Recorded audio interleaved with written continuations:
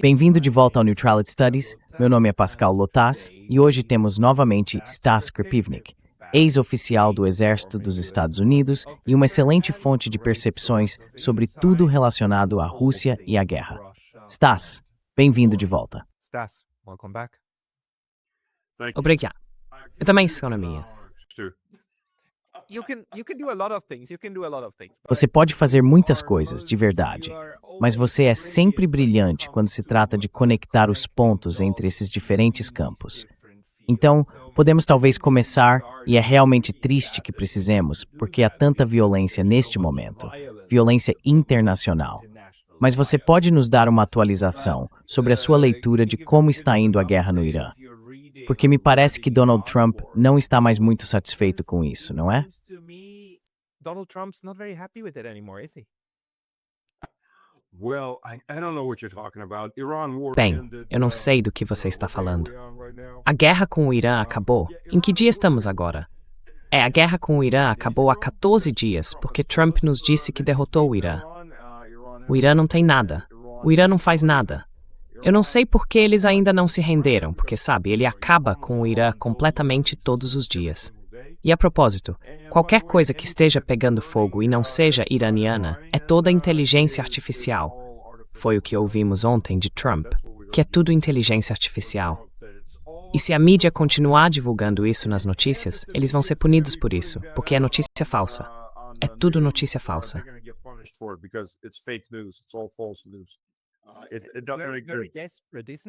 Muito desesperado, não é? Com todas as declarações que ele anda fazendo no Truth Social diante das câmeras, estão soando tão desesperadas agora. Quero dizer, tentar recrutar os europeus, os chineses e os japoneses para reabrir o Estreito de Hormuz é uma ideia insana desde o começo.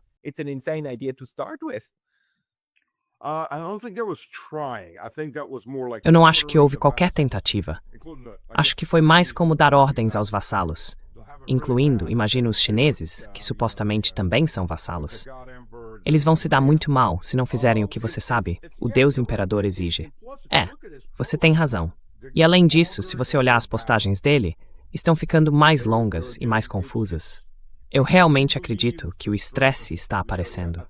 Acho que ele já estava começando a mostrar, pelo menos, os estágios iniciais de demência.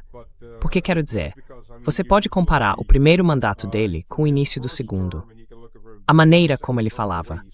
Ele usava palavras muito mais simples, frases mais simples, e soava mais como um garoto de 13, talvez 12 ou até 11 anos, do que como um adulto.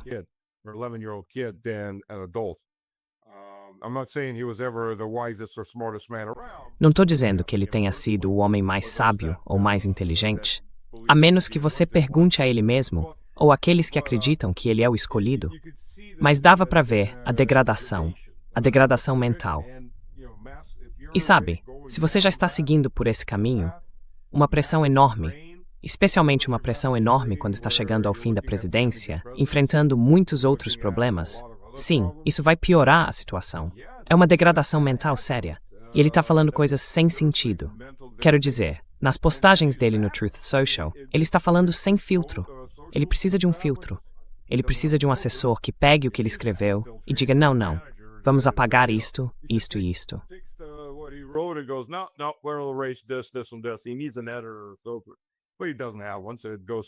Ele precisa de um editor ou algo assim. Bem, ele não tem um, então vai direto do cérebro do Trump para sua tela. E quando ele está no palco, está tagarelando, está piorando. Quero dizer, ouvi o último discurso dele. Nunca ouvi tanta besteira e tantas mentiras reunidas em tão pouco tempo. Acho que o homem não disse uma única palavra verdadeira, exceto talvez um ou um é. Só um monte de mentiras, todas destinadas a proteger a própria pele e apoiar o Trump. E isso é hilário de um jeito, mas muito triste de outro. E muito perigoso. Você tem um cara cuja liderança está tão mentalmente degenerada, bem na sua frente.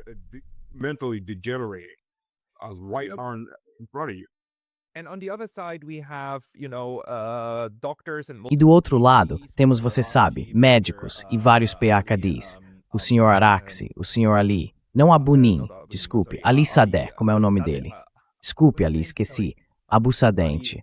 e assim por diante. Quero dizer, todas essas pessoas estão mantendo tudo incrivelmente sob controle e também estão dando muitas entrevistas online, certo?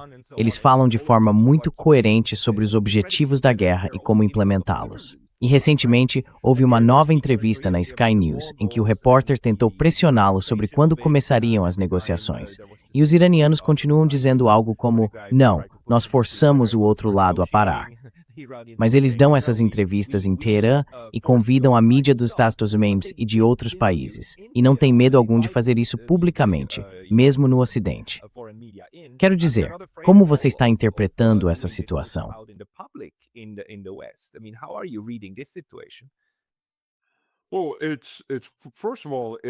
Bem, antes de tudo, é coragem. Vamos chamar as coisas pelo nome. É coragem. Não vejo muitos presidentes americanos ou líderes da Europa Ocidental que arriscariam suas vidas, literalmente arriscariam suas vidas, participando de um desfile, enquanto os Estados Unidos estão lançando bombas na divisa da Carolina do Sul. Na verdade, estou surpreso que os Estados Unidos não tenham cometido um massacre em um desses desfiles de Quad. Eu esperava que isso acontecesse. Acho que naquela ocasião, apenas uma mulher foi morta e algumas pessoas ficaram feridas, porque as bombas caíram nas bordas. Diz muito o fato de eles realmente terem mostrado tanta contenção e não simplesmente massacrado a multidão.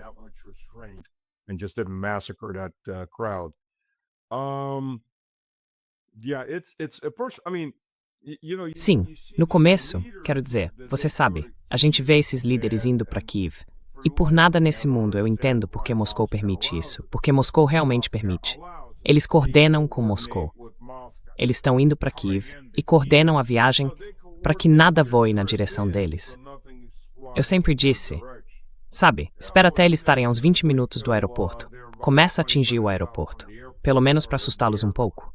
Ou sabe, se eles estiverem em um trem, explode a linha férrea alguns quilômetros à frente para que parem, depois explode atrás deles e deixa que saiam a pé.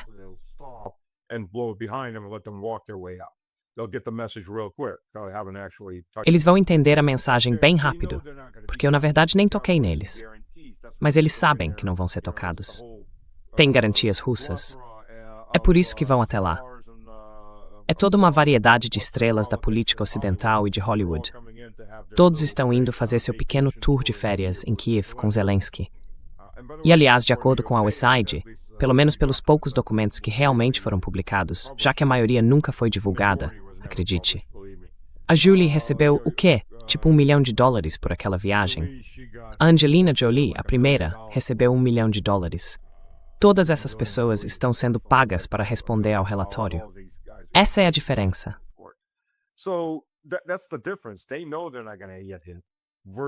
Eles sabem que não vão acertá-lo. Já as pessoas que estão saindo, literalmente, não sabem se vão conseguir voltar para casa. Mas são o seu povo e estão demonstrando coragem. E então você olha para Netanyahu, se ele ainda estiver vivo, ele vai para um bunker. E o bunker principal, aliás, é o mesmo que fica embaixo do hospital. Então um pouco de escudo humano com o próprio povo. Enquanto isso, a esposa dele e o filho de 29 anos estão vivendo bem em Miami. Isso é a liderança ocidental. Essa é a liderança ocidental moderna. Eles fazem um bom espetáculo e demonstram virtude, não arriscar o próprio pescoço.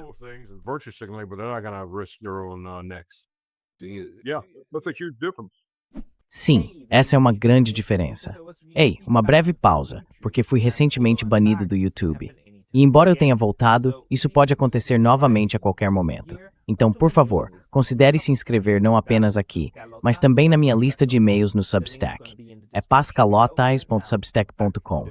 O link estará na descrição abaixo. E agora, de volta ao vídeo.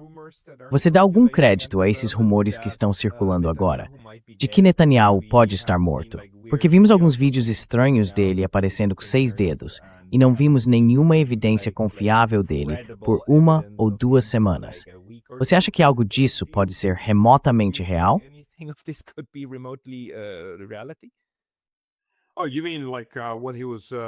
Você quer dizer como quando ele estava tomando café.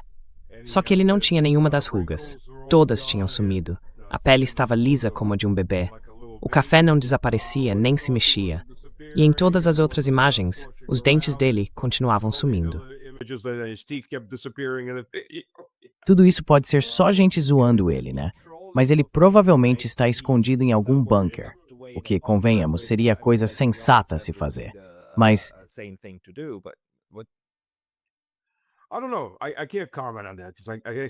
Eu não sei, não posso comentar sobre isso porque simplesmente não sei. Quer dizer, os vídeos são falsificações feitas por IA. Isso é óbvio. Eles viraram memes. Isso é óbvio. Ele está realmente vivo? Eu não sei. Mas sabe, mesmo que ele tenha ido receber o que quer que tenha merecido em algum lugar, espero que seja bem quente, por todo o assassinato que espalhou, há outros na fila. Quero dizer, mesmo que tenham pegado ele, não pegaram o resto do governo. E de novo, como qualquer governo estabelecido, não é um partido de um homem só. Há outras pessoas envolvidas. Ele pode ser o chefe, pode ser o cérebro do grupo, mas provavelmente há alguém pronto para substituí-lo. É assim que a maioria dos governos funciona. Eles funcionam com redundância humana. Certo, certo.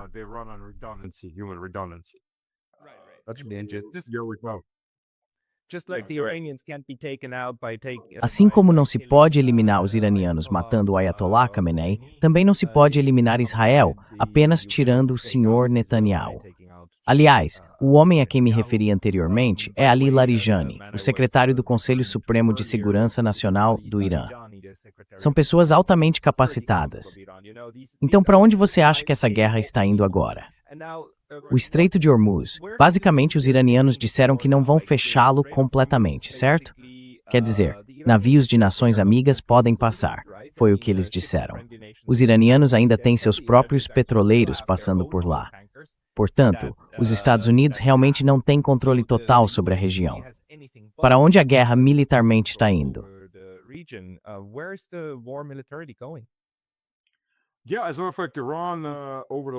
Sim, na verdade, o Irã, nos últimos, você sabe, 18 dias, exportou cerca de 10% a mais de petróleo do que normalmente exporta em um período assim. Vai entender. E ontem houve um petroleiro paquistanês que recebeu permissão para seguir viagem e levar o petróleo para o Paquistão. Então sim, o petróleo ainda está saindo. E os sauditas estão conseguindo enviar um pouco de petróleo pelo oleoduto até o Mar Vermelho. Mas, novamente, a imensa maioria não está indo a lugar nenhum, e boa parte foi danificada. A infraestrutura foi danificada. Os Estados Unidos, sabe, quando Trump disse: "Eu não destruí a infraestrutura de petróleo na ilha de Karg", antes de tudo, esse não é o único porto que o Irã tem. O Irã tem 5 portos, esse é apenas o principal.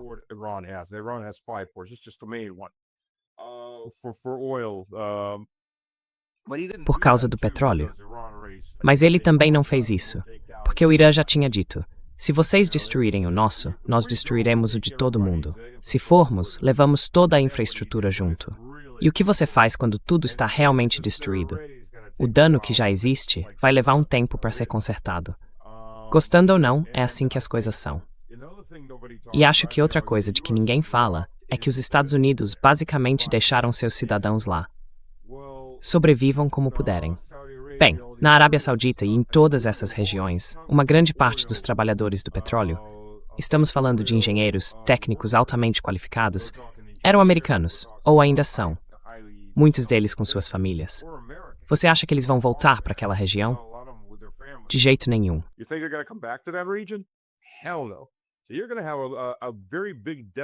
Então, você vai ter um déficit muito grande de trabalhadores qualificados, pessoas que têm conhecimento e capacidade para trabalhar nessas instalações. Ninguém está falando sobre isso. Isso ainda vai demorar um pouco para acontecer, mas também será um problema, junto com muitos outros. Fazer tudo voltar a funcionar como antes da guerra de escolha e agressão dos Estados Unidos vai ser muito mais difícil do que as pessoas imaginam. A maioria das pessoas presume que, os estreitos vão reabrir, eles finalmente farão as pazes e tudo voltará a funcionar instantaneamente. Não, não vai. Haverá atrasos para consertar as coisas. Haverá atrasos para conseguir pessoas que saibam consertar as coisas. Haverá atrasos para fazer os navios entrarem e saírem. Vai haver um efeito em cascata por causa disso. A maioria das pessoas não percebe isso ou não pensa a respeito.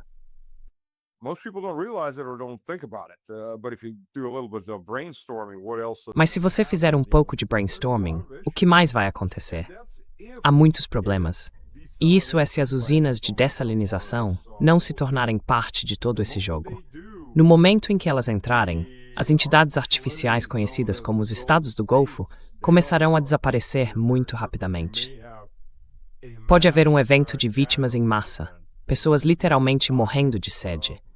E quando eu digo vítimas em massa, provavelmente estamos falando de 40, 50, 60 milhões de pessoas que podem morrer de sede, porque todas essas entidades vivem totalmente das usinas de dessalinização.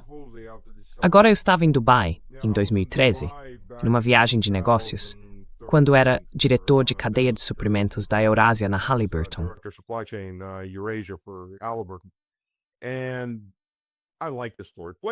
E eu gosto de lugares históricos, então estava determinado a procurar o Dubai histórico. Procurei em toda a internet, tentando encontrar algum recurso, nada. Que diabos? Cheguei a Dubai e comecei a conversar com os locais. Eles disseram, sim, o Dubai histórico. O Dubai histórico era um pequeno forte de tijolos de barro em uma vilazinha com um forte minúsculo. Esse era o Dubai histórico. Ele não existe mais, é isso. Não havia um Dubai histórico. Não existia uma grande civilização nessas áreas. Apenas pequenos senhores da guerra com pequenas fortalezas. E a grande maioria da população, que já não era muito grande para começar, era nômade. É isso. Tudo isso foi construído artificialmente.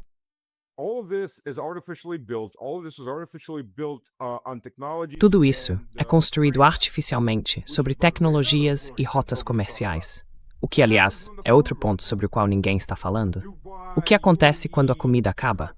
Dubai, os Emirados Árabes Unidos, o Catar, eles não conseguem se alimentar sozinhos.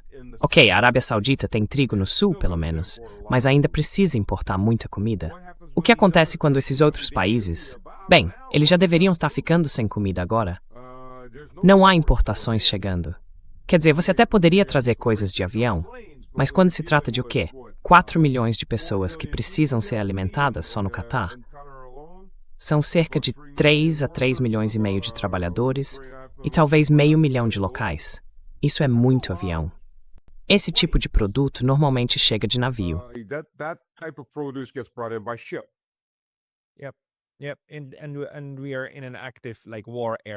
E estamos em uma zona de guerra ativa, onde mísseis estão voando por todos os lados e os voos foram suspensos. Então as pessoas fazem comentários estúpidos. Li na mídia suíça sobre gente se perguntando se deveria tentar fugir de Dubai ou do Catar de táxi. Pessoal, vocês já olharam um mapa? Já viram onde esses lugares ficam? Não dá simplesmente para atravessar um deserto de carro como se fosse de Zurique a Paris. Simplesmente não dá. Mas enfim.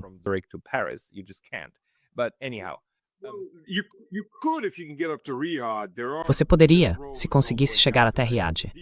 Há estradas que vão até Meca e Medina. Mas veja bem, primeiro de tudo, você precisa encontrar um motorista de táxi. Segundo, é uma viagem bem longa. Terceiro, não sei quanto isso custaria. Mas há outro ponto.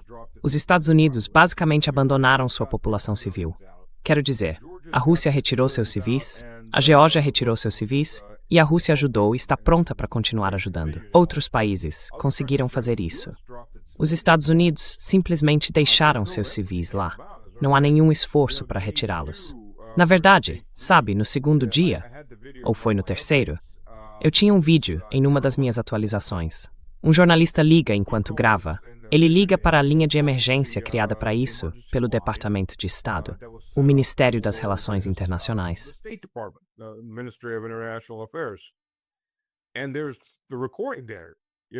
E aí está a gravação. Basicamente, não conte com o governo dos Estados Unidos para tirá-lo de lá. Apenas sobreviva da melhor forma possível. Então, o governo dos Estados Unidos, sem falar nos cerca de 2.000 soldados e civis na Zona Verde e nas outras 2 bases no Iraque que foram atingidas. Ninguém fala sobre isso, mesmo com operações de combate acontecendo lá todos os dias. Mais cedo ou mais tarde, eles vão ficar sem suprimentos e munição. E aí, o que acontece? A Zona Verde é atingida, e um dos sistemas falanges deles foi destruído há 2 dias. São aqueles sistemas antiaéreos e antimísseis que você vê, as unidades parecidas com o R2D2, com uma metralhadora Gatling saindo da frente. Na Verde é aquele no Iraque, certo? Em Bagdá. Baghdad. É em Bagdá. É uma enorme zona na cidade, criada como uma área segura para a embaixada, sedes corporativas e quem mais precisasse. Pois é, um dos principais pontos de defesa deles foi destruído. Pode haver mais agora, mas eles foram abandonados. E sabe, depois há as pessoas na Arábia Saudita. Acredite, se trabalham para a Aramco ou para muitas dessas outras empresas, quero dizer, eu recebi uma oferta de emprego da Aramco, professores, americanos, gerentes de diferentes companhias, há muita gente. Não é só petróleo e gás. E eles estão lá com suas famílias. Todos foram deixados para trás. Sobrevivam como puderem. Os Estados Unidos poderiam ter formado comboios para levá-los até a Jordânia, pelo menos, e depois voá-los da Jordânia, ou levá-los até o Egito. Poderiam ter tentado levá-los até a Turquia, embora isso fosse difícil. Bem, não sei. O Al-Jolani é amigo deles agora, então provavelmente os deixaria passar. Mas poderiam ter feito alguma coisa. Inês Ansad.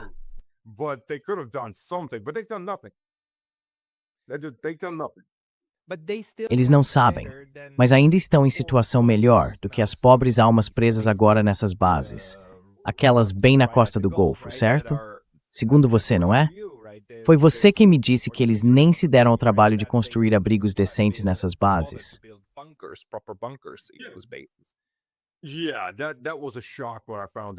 Sim, foi um choque quando descobri isso. Sabe, eu passei meu tempo na cavalaria blindada e na infantaria. E depois, bem, tirando as unidades de comando, todos os oficiais acabam indo para o Estado-Maior mais cedo ou mais tarde. Mas sabe, como oficial de blindados, como oficial de infantaria, o fato de eles não terem construído bunkers é inacreditável. Como assim? Não construíram bunkers?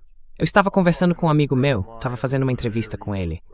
Pascal Lotas, que é uma figura importante na sociedade georgiana. Ele é ex-oficial de infantaria, primeiro soviético e depois georgiano. E ele ficou tipo, espera, como assim? Acho que não ouvi direito. O que você quer dizer com isso? É a mesma reação que todo mundo com o nosso histórico tem. Simplesmente o quê? Mas eles realmente não construíram bunkers.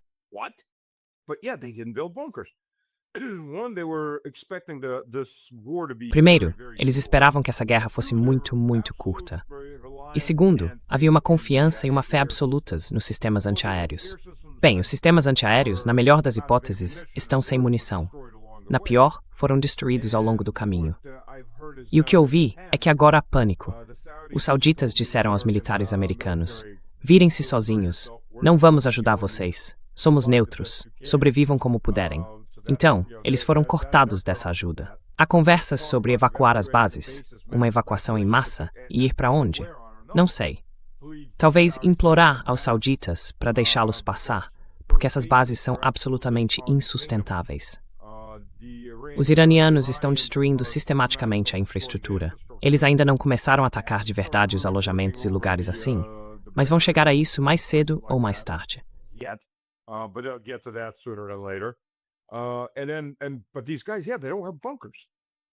Mas esses caras, eles não têm bunkers. Eles não se prepararam para isso. É uma loucura. Quero dizer, como eu disse, vindo de alguém com a minha experiência, é tipo, como é que você não constrói um bunker? Você começa a cavar bunkers no momento em que decide onde será sua base. Você começa a cavar bunkers e depois começa a construir todo o resto. Sabe, até a Halliburton, a Schlumberger, essas empresas que atuam no Iraque e em outras áreas assim, têm bunkers em suas bases. Mas sim, o pessoal da Força Aérea e da Marinha nunca construiu bunkers, o que é uma loucura. Pode ser que existam algumas bases que tenham, mas pelo que eu sei não tem, o que de novo é uma loucura. E agora estão sofrendo por causa da própria estupidez.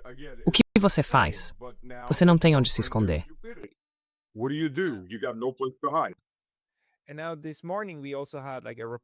E agora, nesta manhã, também tivemos um relato de que eles realmente, acho que é o Gerald Ford, certo? O porta-aviões que está no mar há cerca de 10 meses, e que eles realmente tiveram um incêndio. Estão dizendo que o fogo começou em uma das lavanderias, tipo na secadora da lavanderia. Enfim, incêndio a bordo, levou um tempo, cerca de 3 horas, para apagarem. Suponhamos que tudo isso seja verdade e que não se trate de dano externo, mas que essa coisa agora esteja começando a pegar fogo sem nem ter sido atacada.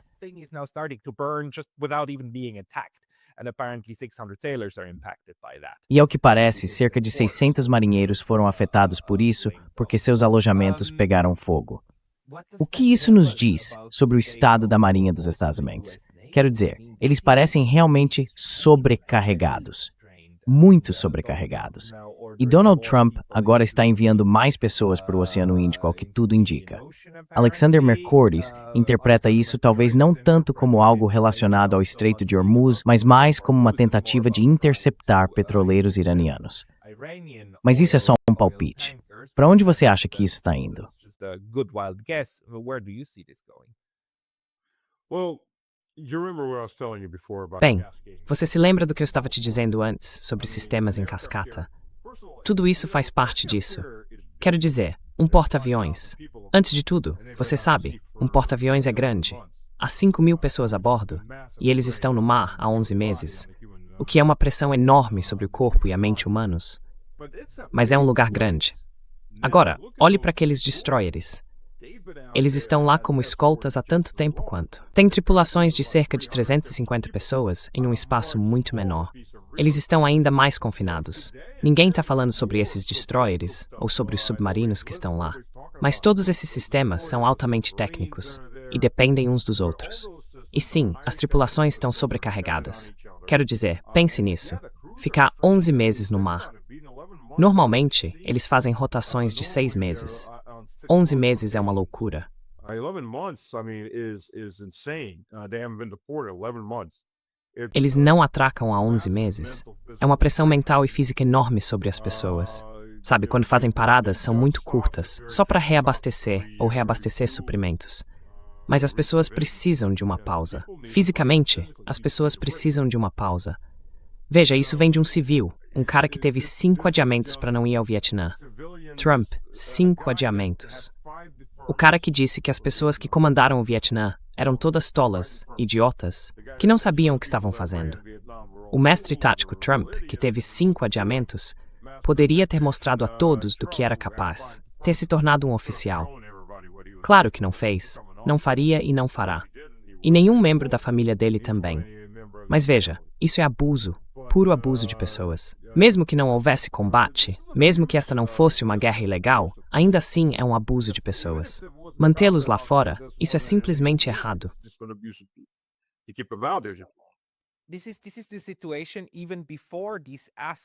Essa é a situação mesmo antes de esses recursos serem utilizados.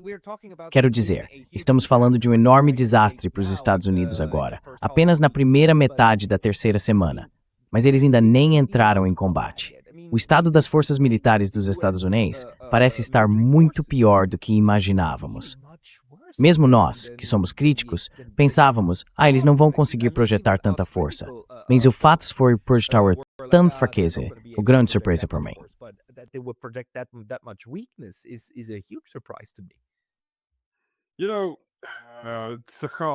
Sabe, Tsahal, ou as FDI. Tsahal é em russo. As FDI deveriam ser a principal força militar do Oriente Médio. Isso até entrar em Gaza e provarem que não eram. Estão muito, muito longe disso. Sabe, a coisa sobre ser o valentão de qualquer pátio é que você tende a não se meter em brigas. Pode até entrar em 1 ou 2 brigas para estabelecer sua reputação e de vez em quando bater em alguém pequeno o bastante para manter essa, digamos, reputação. Mas você realmente não quer correr o risco de lutar contra alguém que possa te causar dano de verdade.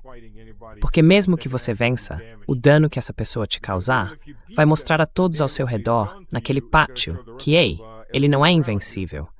Ele levou alguns golpes. Talvez eu consiga enfrentá-lo. Ou talvez 2 ou 3 de nós consigamos. Porque veja, ele tem rachaduras na armadura.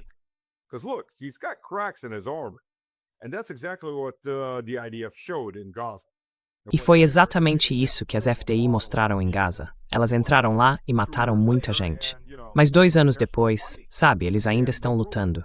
Eles não foram derrotados. E isso mostra que sim, as FDI não eram a grande força temida por todos. Acabaram atoladas no sul do Líbano.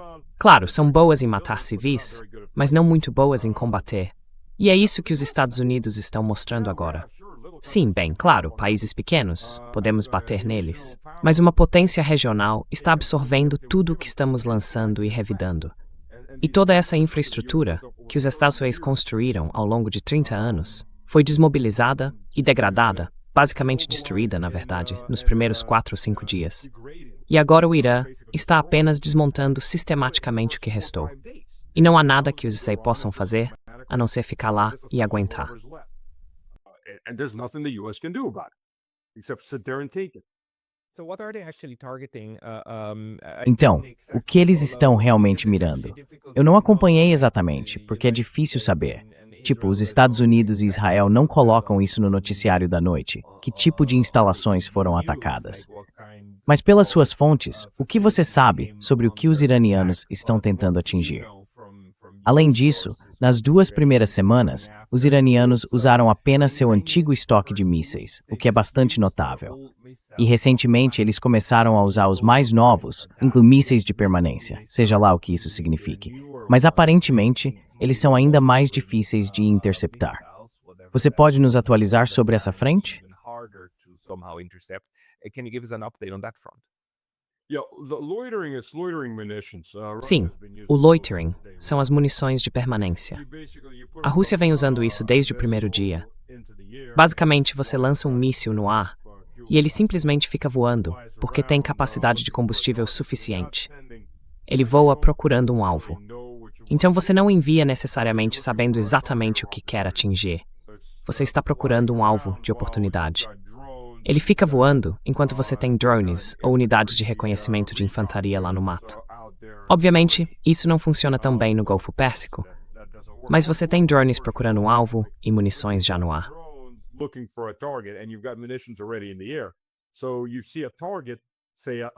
Então você vê um alvo, digamos um tanque ou um carro de comando, algo assim. Normalmente você o avista, comunica, eles lançam, e quando você tem a chance de destruí-lo, ele já pode ter desaparecido. Aqui, você o vê, comunica e já há munição voando por aí. Ela simplesmente vai e o elimina. Assim, você obtém um tempo de resposta muito rápido. Como eu disse, a Rússia vem trabalhando com isso nos últimos 4 anos. Muito eficaz. Então, isso é uma coisa. Eles estão lutando. O que estamos vendo agora é que estão entrando na fase 3. A fase 1 era com equipamentos baratos, antigos, bem, não baratos, mas mais velhos, e drones antigos, balísticas antigas de 15 ou 20 anos atrás.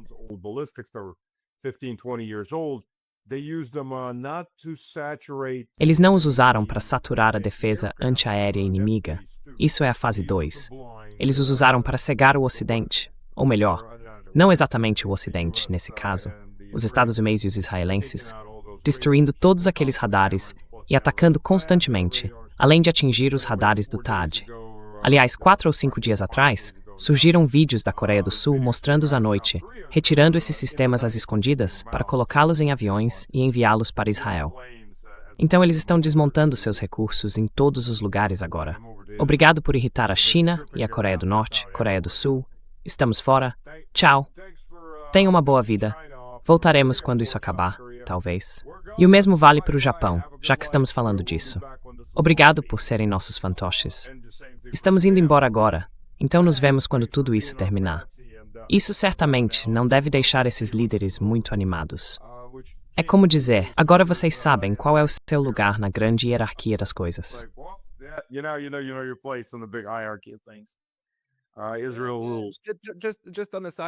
Israel manda. Só como observação, os japoneses decidiram há 2 anos começar a construir seu próprio sistema de defesa antimísseis. Eles sabiam que levaria 10 anos. Então é como se dissessem, vocês estão uns 8 anos atrasados. Mas isso já era bem compreendido há 2 anos. E não foi por causa de pressão dos Estados Unidos. Foi porque eles entenderam que os danos não são confiáveis. Enfim, um teatro completamente diferente. Por favor, vamos continuar com o que está sendo atingido e quais são as 3 fases. Então, fase 2. Sobrecarregar o sistema dos Estados Unidos.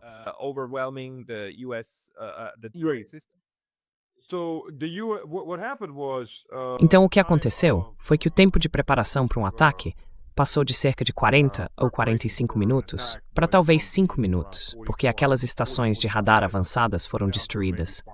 Os olhos avançados se foram. Aqueles radares teriam detectado o lançamento. Então, no momento em que os mísseis começam a ser lançados, eles já estão no radar. Se estiverem indo em direção a Israel, ou a uma base americana mais ao interior, antes havia 45 minutos para reagir. Isso é muito tempo. Agora não há radares para detectar nada. Os sistemas TAD foram destruídos na Arábia Saudita, em outras palavras, também se foram na Jordânia. Não há detecção. Quando você os vê chegando, faltam 5 minutos.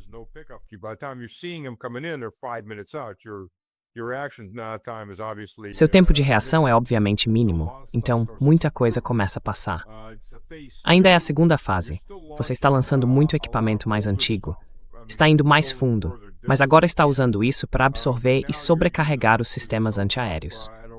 Porque não apenas você está atraindo o fogo dos mísseis lançados para destruir seu equipamento antigo, mas, quando eles são lançados, os radares se ligam. Quando os lançadores disparam, suas posições são identificadas, e quaisquer drones de acompanhamento ou uma segunda onda agora podem mirar nessas plataformas. Então agora você também está destruindo a própria infraestrutura do sistema antiaéreo, não apenas consumindo os mísseis deles. Você está fazendo as duas coisas e degradando suas defesas.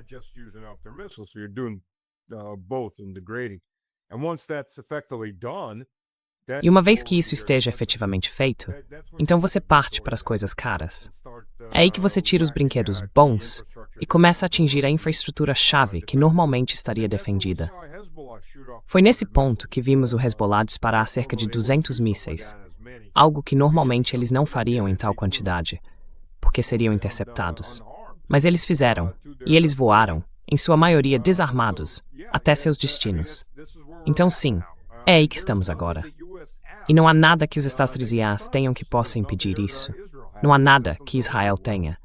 Seus sistemas estão sobrecarregados, suas munições estão em níveis mínimos e críticos. E quanto à infraestrutura no Golfo Pérsico, vimos aqueles 5 petroleiros Strata em chamas. Isso é o que o Irã está fazendo.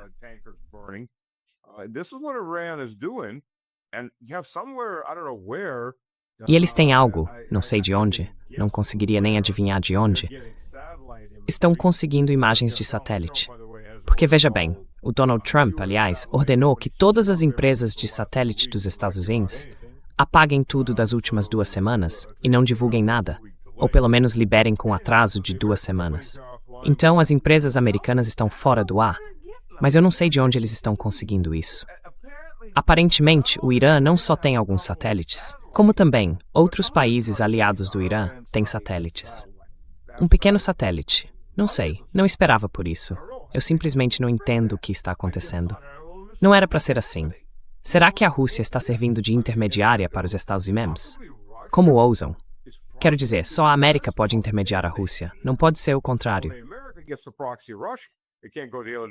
Viu isso vindo? Com certeza. Estou chocado. Estou te chocado. Chocado, de verdade.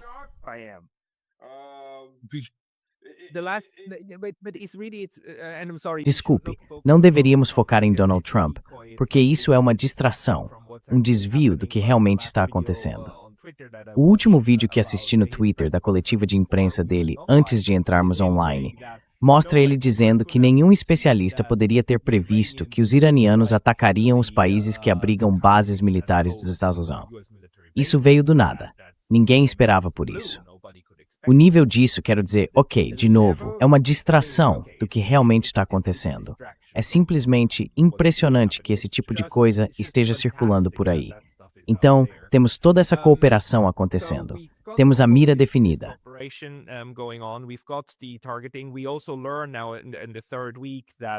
Também descobrimos agora, na terceira semana, que os iranianos não apenas conseguiram executar essa estratégia de ataque em 3 níveis, mas mesmo com os Estados Unidos os bombardeando, e eles foram bombardeados, também foram atingidos, isso não foi nem de perto suficiente para eliminar sua capacidade de continuar.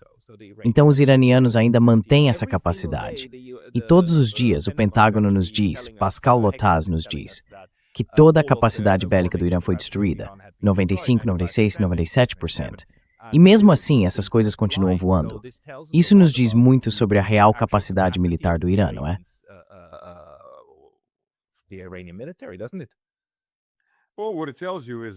Bem, o que isso mostra é que a ardilosa Rússia passou de máquinas de lavar para geladeiras para conseguir os chips que funcionam. e cafeteiras, e você sabe, todo o resto. É assim que eles estão fornecendo tecnologia ao Irã e mantendo seus drones em operação. Isso mesmo. Porque sabe, a Rússia ficou sem mísseis e munição há 3 anos e meio. Isso vai fechar a faixa de motoristas. É. E paz. Paz mortais. Quero dizer, é como se fossem paz hipersônicas. Então essa tecnologia foi compartilhada. O Irã agora está avançando para a próxima geração de paz hipersônicas. Deus nos ajude. Eles têm paz com múltiplas ogivas em alguns desses mísseis balísticos, como vimos sobre Israel. Sabe, é quando uma dúzia inteira de paz vem voando em sua direção ao mesmo tempo. Mas sabe, para qualquer um, E a mais recente ofensa para tentar minar o governo iraniano é dizer que Khamenei é gay. Isso é o melhor que eles conseguem inventar.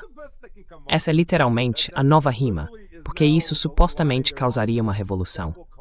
Essas pessoas, se você observar, é o jardim de infância em seu auge.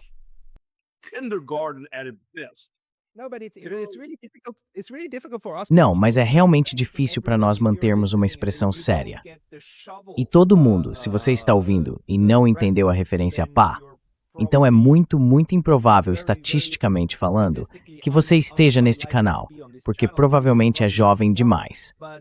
Mas quero dizer, há tanto cinismo que tivemos que suportar nos últimos 4 anos. E realmente parece que, sabe, estávamos falando sobre isso, certo?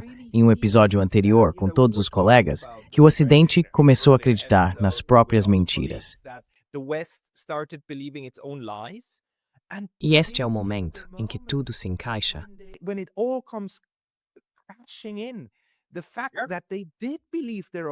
O fato de eles realmente acreditarem nas próprias mentiras os levou não apenas à guerra por procuração na Ucrânia, mas agora também à guerra com o Irã.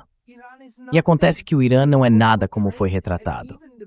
Mesmo pessoas muito experientes em cargos importantes, não apenas Trump, mas também aqueles abaixo dele nas estruturas militares, parecem ter acreditado nas mentiras que contaram a si mesmos.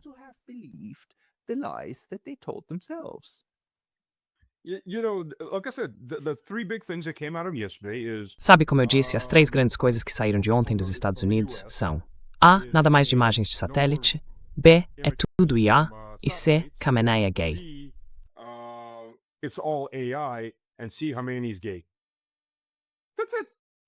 Eles realmente disseram isso, sobre a coisa dos gays. Eles realmente disseram isso? Sim, sim. Veja, porque ele é gay, e você precisa ter uma revolução. Está no X, está em outras plataformas. Sim, absolutamente. Isso vai causar uma revolução. Matamos todos eles. Isso não causou uma revolução. Vamos pensar rápido. O que mais temos? Quero dizer, este é o auge da inteligência dos Estados Unidos e do espírito de relações públicas, acho eu, nesse ponto do conflito. É o quão ridículos eles estão ficando. Sabe, há o ato de se agarrar a qualquer coisa e há o de se agarrar ao ar. E é nesse nicho que o melhor que conseguem fazer é ele é gay.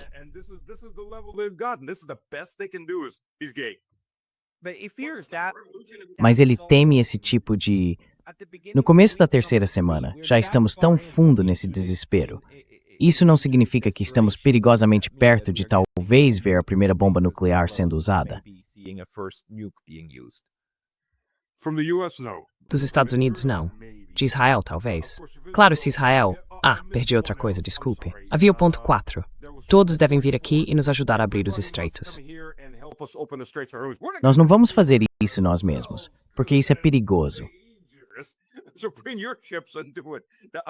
Então tragam suas fichas e façam isso. Desculpem, esse era o 4º ponto. Vou incluir tudo isso na minha atualização. Então sim, esse era o 4º ponto. Desculpem, tirei de todo mundo 25% dos pontos. Então é falso, sem imagens, ele é gay, e é seu dever abrir o Estreito de Hormuz. Essa é a conclusão dos últimos 2 dias. É tipo sério. Foi a esse ponto que tudo chegou. Isso é bem, sabe, qualquer que seja a vida pessoal dele, tenho quase certeza de que isso não vai afetar o esforço de guerra neste momento. Ninguém mais vai aparecer para salvar suas peles lá dentro. Todo mundo disse, valeu, vamos pensar nisso no ano que vem. E agora, aliás, parte daquela mistura de apelo e ameaça era, As coisas vão ficar ruins para a OTAN se vocês não vierem fazer isso agora. Things will get bad for NATO if you don't come do this now. I mean, tell me, Diga-me, já que você está aí, como a mídia russa está noticiando tudo isso? Quero dizer, eles devem estar se divertindo muito com isso agora, não é? É. now, right?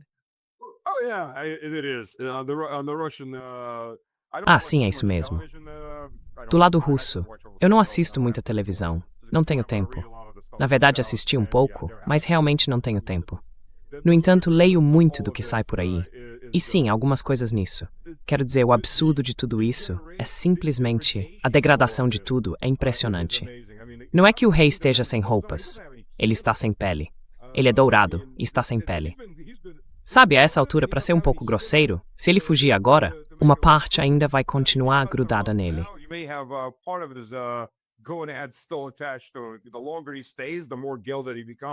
Quanto mais tempo ele ficar, mais dourado ele se torna, porque não há como vencer sem recorrer a armas nucleares. E então você entra em uma era completamente diferente, na qual realmente não quer entrar. Possíveis contra-ataques nucleares de alguns estados muçulmanos que as possuem. E, aliás, isso seria o sinal verde para que todo país que pudesse iniciasse seu próprio programa nuclear ou comprasse o de outro, como o do Paquistão ou o da Coreia. Estamos falando de uma nuclearização em massa do mundo. Nem se trata mais de fechar os portões depois que cavalos já fugiram do estábulo. É como fechar os portões depois que o celeiro já pegou fogo. Você ainda está segurando o portão. Não há guerra. É isso que seria. E Trump provavelmente sairia da Casa Branca algemado antes que tudo terminasse, porque seus inimigos vão se divertir às custas dele de qualquer jeito. É só uma questão de quão mal você quer entrar para a história. Ou ele teria que assumir totalmente o modo ditador. Sabe, é Israel, por outro lado. Mas é claro, se Israel fizer isso, Israel tem uma usina nuclear. Não é muito grande, mas está lá, a cerca de 100 km ao sul de Jerusalém. A questão é que o país inteiro é bem pequeno.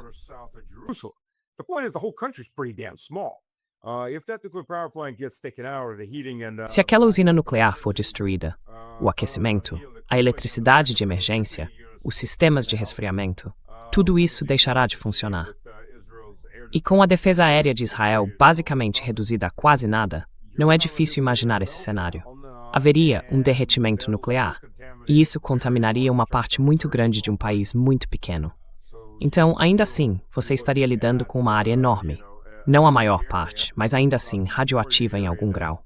E como não é um clima muito úmido, a grande vantagem de um clima úmido é que, mais cedo ou mais tarde, tudo é levado para o mar. Nem mesmo essa vantagem existiria. Sim. Se você está em um ambiente desértico, isso não é levado ao mar. E toda vez que o vento sopra, tudo que ainda é radioativo, que ainda não se decompôs completamente, é lançado de volta para a atmosfera.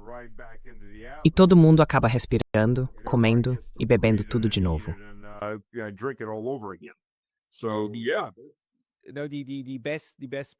Então, sim, a melhor proteção que Israel tem contra esse cenário é, na verdade, a visão de mundo da liderança iraniana. Quando conversei com Mohammad Marandi, ele disse várias vezes: olha, Pascal, esta é a terra da Palestina. Não temos intenção de envenenar a Palestina. Então isso é bom para eles, mas é extremamente perigoso, é claro. Talvez possamos falar um pouco não apenas sobre o que podemos prever, mas também sobre como você acha que os desdobramentos vindos da Rússia e da China, o que isso nos mostra.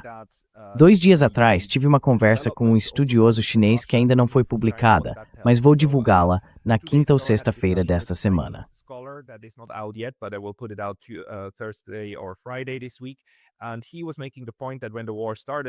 Ele estava destacando que quando a guerra começou, os chineses eram muito pessimistas. Ele disse que, na visão chinesa, os iranianos sempre foram otimistas demais em relação aos Estados Unidos e à sua capacidade de negociar com eles, e assim por diante. Por isso, os chineses estavam muito pessimistas e retiveram parte do apoio que poderiam ter dado, porque não queriam apostar em um cavalo perdedor. Agora que os iranianos estão, de certa forma, tendo sucesso em suas campanhas, ele diz que os chineses estão se tornando muito mais confiantes, oferecendo mais apoio e, retoricamente, defendendo o Irã com mais frequência, algo que hesitavam muito em fazer no início. Algo semelhante está acontecendo na Rússia. Is there a similar thing happening in Russia? Well, Russia was backing Iran as it was. Bem, a Rússia já estava apoiando o Irã como estava. Então, o sucesso gera sucesso? Claro que sim. Veja, a grande ajuda que realmente impulsionou a União Soviética aconteceu durante a Segunda Guerra Mundial. Isso ocorreu quando o embaixador britânico saiu de Moscou em direção a Kiev, que naquela época ficava cerca de 120 quilômetros ao norte de Moscou, hoje uns 90. Moscou está crescendo. Foi logo depois do Ano Novo, após a morte e destruição de uma divisão alemã. Ela havia sido cercada, havia sido exterminada, quer dizer, exterminada mesmo. E ele telegrafou para Churchill e Roosevelt: acho que eles vão vencer. Telegraphed back to Churchill and Roosevelt, I think they're going to win. They're going to do this. And that's when Land-Lease Eles vão fazer isso. coming in, E foi então que o programa de empréstimo e arrendamento começou a chegar dos americanos. Tudo pago, aliás. E a propósito, os mongóis, em termos de valor em dólar, contribuíram tanto quanto os americanos. Se formos por esse caminho, eles realmente contribuíram. Eram materiais um pouco diferentes, mas sim. Mas o sucesso gera sucesso. Ah, eles têm uma boa chance de vencer isso. Ok, agora podemos apoiá-los. A Rússia já vinha apoiando eles. É por isso que, sabe, todo aquele choque e pavor. Meu Deus, em passando coordenadas. Você não percebeu que isso ia acontecer. You didn't realize that was going to happen. But Russia is still actively also providing equipment. Mas a Rússia ainda está fornecendo equipamentos ativamente. Acredite em mim, você não treina operadores e pilotos de MiG-29, Su-35 e S-400 em 3 ou 4 meses. Essas pessoas treinam por 1 ano ou mais. Então, tire suas próprias conclusões sobre quem está sentado nos controles desses aviões e do sistema S-400, que, aliás, tem sido mantido em reserva até agora. Porque os americanos, os B-2, chegaram a voar até certo ponto, mas a maioria das aeronaves americanas e israelenses, incluindo os B-52, não sobrevoam o Irã. Não importa o que digam sobre não haver defesa aérea. Há defesa aérea. Existe pelo menos um sistema S-400 em algum lugar, à espera. Out there somewhere waiting. So those B-52s come flying in right over Então, Iran. aqueles B-52 vêm voando bem sobre o Irã. Alvos fáceis, perfeitos. Eu esperaria ver alguns deles sendo abatidos. Então tem isso. Mas sim, acho que a China, pelo que eu vi, isso pode estar acontecendo. A China não está apenas vendo que o Irã pode derrotar, pelo menos localmente, os Estados Unidos, mas também está tirando outras conclusões disso. Eles podem estar comemorando uma reunificação antes do fim deste ano. Isso é outra coisa, porque Taiwan deve estar ficando realmente nervosa agora. As Forças Armadas dos Estados mostraram-se em que nível de capacidade? Sabe, o Lincoln teve que recuar. Quer dizer, você pode chamar do que quiser, mas o Lincoln teve que recuar. O F-35, eu estava conversando com o Coronel Wilkerson. The F-35, I was talking with Colonel Wilkerson. He's got a lot of information on Lockheed Martin's prime. Ele tem muita informação sobre a principal fonte de lucro da Lockheed Martin, o F-35. Antes de tudo, o F-35, para quem não entende o que é um avião que deveria fazer de tudo. Então ele faz tudo muito, muito mal. Sabe, ele faz café? Não, mas pode cair do céu bem ali no lugar. Quero dizer, se ficar sem munição, pode bombardear coisas simplesmente caindo direto sobre elas. Há alguns vídeos que mostram isso. Então talvez até tenha uma cafeteira lá dentro. Por que não? E fica ainda melhor. Além de serem absurdamente caros, a Lockheed Martin, por contrato, nos sistemas de aviônicos, propulsão e alguns outros subsistemas, determinou que o exército dos Estados Unidos, e portanto o exército de qualquer outro país que os possua, não tem permissão para fazer manutenção nesses subsistemas. Every other country that owns them is not allowed to service those subsystems. Only Lockheed Martin mechanics can service those subsystems. Somente os mecânicos da Lockheed Martin podem fazer a manutenção desses subsistemas. Eles cobram 500 ou 600 dólares por hora. E para fazer a manutenção, obviamente precisam estar no porta-aviões. Então eles estão pagando não sei quantos milhares de dólares por dia por pessoa que a Lockheed Martin está ganhando, e esses caras estão ganhando só por estarem lá. Isso é insano, certo? Mas o que é ainda mais insano é que o avião tem uma distância máxima de bingo de cerca de 500 quilômetros. Bingo significa que ele precisa dar meia volta ou ficará sem combustível. E não pode. Então, metade do combustível já foi. 500 quilômetros é bem curto. Quero dizer, o F-18 acho que tem algo em torno de 800 quilômetros. 700 e poucos quilômetros. Isso é mais ou menos a distância de Tóquio a Osaka. Não é longe.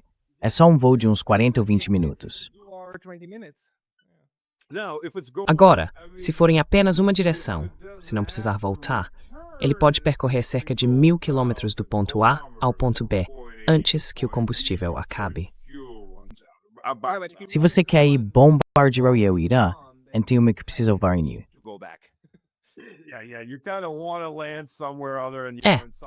Você meio que quer pousar em algum lugar que não seja, sabe, dentro do Irã ou nos arredores do Irã. Então é preciso ter forças de reabastecimento aéreo.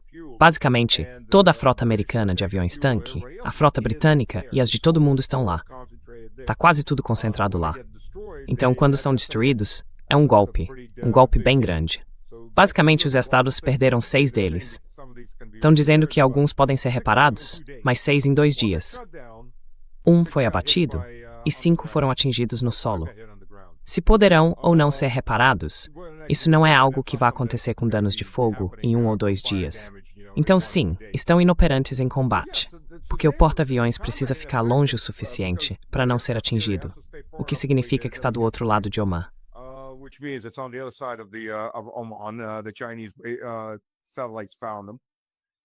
Os satélites chineses os encontraram, e eles realmente não conseguem ir muito longe. Bem, fica ainda melhor. Sim, como poderia ficar melhor, Stas? Se prepare, fica melhor. Você sabe, o M1 Abrams, como tanque, nossa regra geral era 1 hora de operação para 2 ou 3 horas de manutenção, o que já é ruim, muito ruim. Os tanques russos exigem bem menos manutenção. Essa coisa, se o que o coronel Wilkerson me disse estiver certo, precisa de cerca de 10 a 20 horas de manutenção para cada hora de operação. Então, basicamente, você não pode fazer várias missões com essas coisas. Você decola uma vez, volta, e ele fica no chão praticamente o dia inteiro, enquanto tentam consertá-lo. E falando em ineficiência, esse deve ser o avião mais ineficiente já construído. Quero dizer, pelo custo de manutenção e tudo mais, é inacreditável.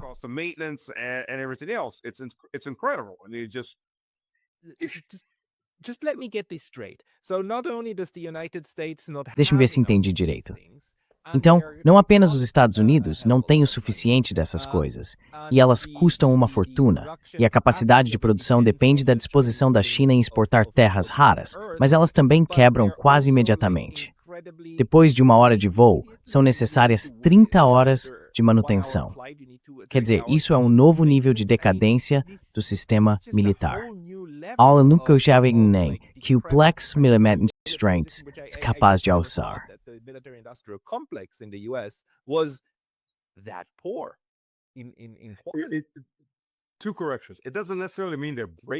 Duas correções.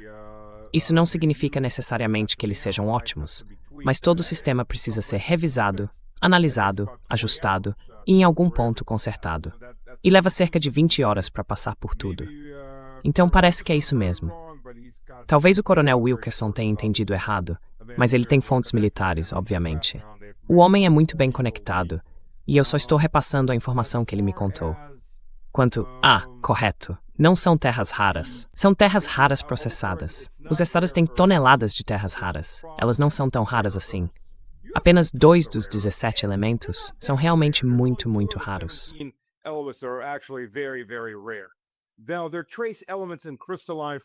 Agora, existem elementos traço e formações cristalinas dominadas por outros minerais ou metais, e eles podem ser separados de diferentes maneiras. É caro, é poluente, e a China detém 97% da capacidade mundial. A Rússia tem uma planta e está dobrando sua capacidade nos próximos 2 anos.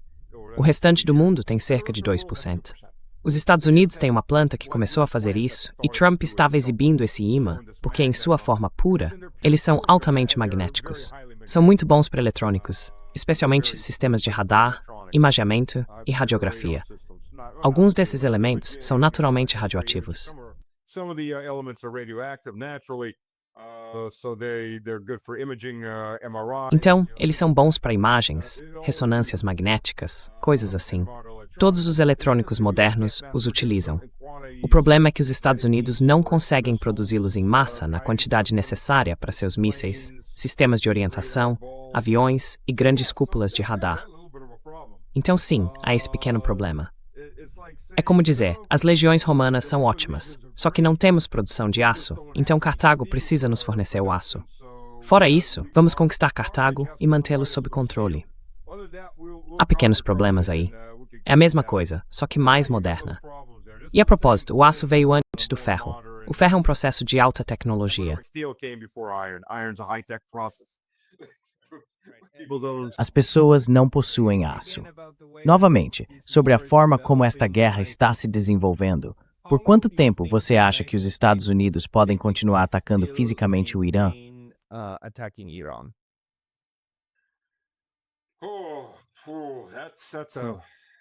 Isso é um bem. Eles poderiam continuar lançando JDAMs sobre o Irã por muito tempo. Os Estados Unidos têm muitas bombas burras de ferro e estão fabricando unidades de guiagem e conjuntos de planagem para acoplá-las. É bem barato, considerando tudo. Eles poderiam fazer isso por um tempo muito, muito longo. Eficácia, grande questão. Apoio público. Eles nem sequer tiveram aquele momento de união em torno da bandeira que os Estados Unidos normalmente têm quando começam essas guerras. E, muito rapidamente, os preços da gasolina estão chegando ao limite. Já havia pelo menos um posto na Califórnia cobrando $8, mas em média estão acima de os $5 e ainda subindo. A UED está gritando e esperneando, mas é claro, os Estados Unidos simplesmente vão ignorar.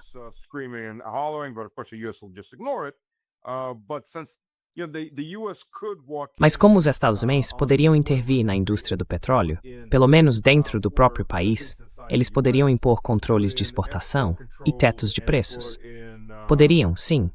Mas então a classe doadora ficaria muito, muito irritada, porque está lucrando com isso. Eu só fico pensando, sabe, o motivo de haver tanto petróleo é porque permitimos que a Rússia vendesse seu excedente. Não deixamos mais ninguém fazer nada. A razão pela qual a Rússia tinha petróleo em excesso, e todos os outros também, se você olhar os gráficos de petróleo, é que por uns 3 ou 4 meses antes de tudo isso começar, os preços do petróleo vinham caindo. Então muitas empresas guardaram seu petróleo em vez de vendê-lo. Elas o colocaram em navios, em instalações de armazenamento móveis e em depósitos em terra, esperando que o preço subisse.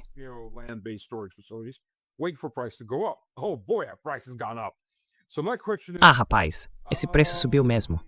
Então minha pergunta é, Barron Trump e o resto desse pessoal, quanto eles compram em ações e títulos da indústria do petróleo? Isso já aconteceu antes em outros setores, e não se limita ao Trump. É assim que o governo dos Estados Unidos funciona. Negociação com informação privilegiada é ilegal para todo mundo, exceto para o Congresso. O Congresso se isentou dessa pequena lei, aliás. Eles literalmente têm uma exceção, então sabem o que está por vir, quem vai receber os grandes contratos, e compram as ações que vão subir e vendem as que não vão. É por isso que o Congresso está cheio de milionários e bilionários, mesmo que a maioria deles tenha entrado com salários de classe média alta ou alta baixa.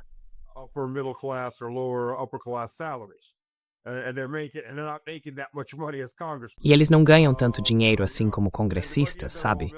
Mas mesmo assim todos são milionários. Então o Congresso está envolvido nisso. E tenho certeza, sabe, quem vai dizer se os associados mais próximos de Trump estavam comprando ações?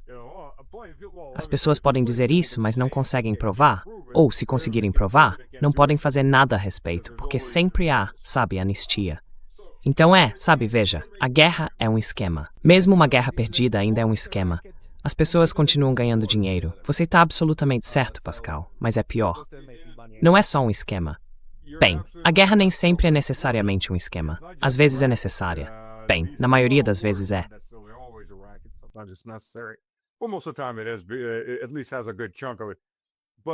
Pelo menos tem uma boa parte disso. Mas o ponto aqui também é que para os Estados Unidos e o complexo militar industrial, eles não se importam se vencem ou perdem. Não se importam.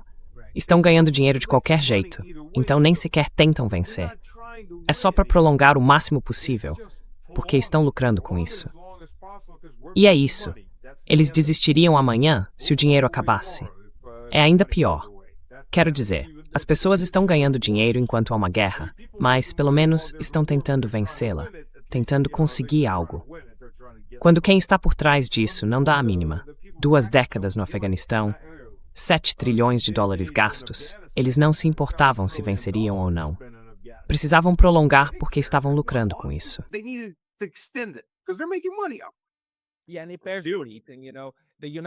Sim, e se há algo, você sabe, é que os Estados Unidos não perdem guerras. Há momentos em que não as vencem, mas o complexo militar industrial ainda assim ganha muito dinheiro com isso. Não, quero dizer, os Estados Unidos não perderam a guerra do Vietnã. O Vietnã do Sul perdeu a guerra do Vietnã. Quando você é apagado do mapa, isso certamente não vai acontecer, e eles sabem disso, e vão continuar lucrando com a situação. Stas, mais uma vez, foi uma boa atualização e ótimos insights. As pessoas que quiserem te acompanhar devem ir ao Myth Slavic Man, Slavic com K, no YouTube e no Telegram. Há mais algum lugar possam te encontrar? Yeah, I've got a Substack, Zmi Garenich. Sim, eu tenho um Substack. Sou eu, Zvi Grinic. E também estou lá como Stanis Kropivnik. Podemos inverter o nome inteiro. Nós russos gostamos de nomes longos, ok? Infelizmente eu não posto o suficiente por lá, então é Stanis Kropivnik. Mas sim, Zvi Grinic. Estou usando esse nome como você. Estou usando como um backup agora, enviando todos os meus vídeos. Quer dizer, os vídeos que estou enviando são mais antigos, obviamente, porque tenho um grande acervo deles. Mas nunca se sabe se o YouTube vai te bloquear ou não, então... If YouTube will block you or not, so